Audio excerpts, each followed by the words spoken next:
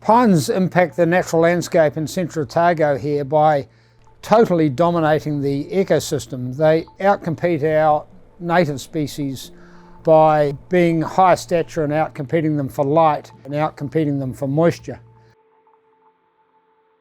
Central Otago Wilding Conifer Group assists landowners with controlling wildings on their properties by providing contractors and coordinating a control program over the whole district.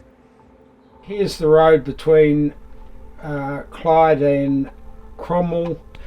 If we hadn't have got those trees there, wilding conifers would be a hot topic in Central, because people would be looking out of their cars and the landscape would be transforming in front of their faces from a bare classical Central Otago landscape into one that's dotted with wildings. It has quite a different look and texture, and it would infill quite fast.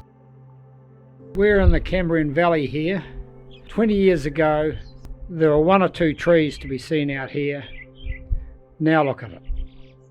For every one tree that you see anywhere in our landscape, in 10 years' time there'll be 1,000 trees. What's going on here will go on elsewhere in our landscape unless we do something to stop it.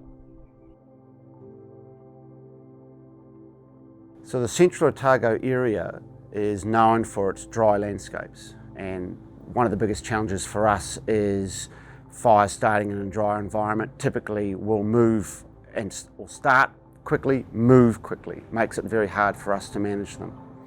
The work the group do is really important from our point of view because it is reducing a significant fuel load for us. The threat of wildings to the natural landscape here in Central is a frightening one because it's happening so quickly.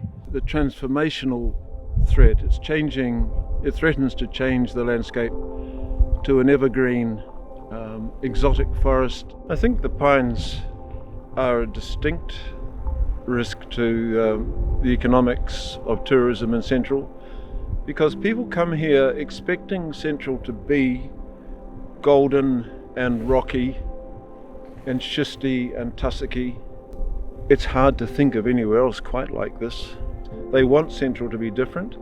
They're going to be terribly disappointed if it's not different, and we have to preserve that distinction, that separateness. We have to keep going. It has to be well funded, and it has to be funded into the future if we're going to eliminate these unwanted visitors, these colonists of our landscape. So the cost of inaction is in the billions. It has huge implications for hydro, agricultural industries and irrigation water, and in our tourist industry.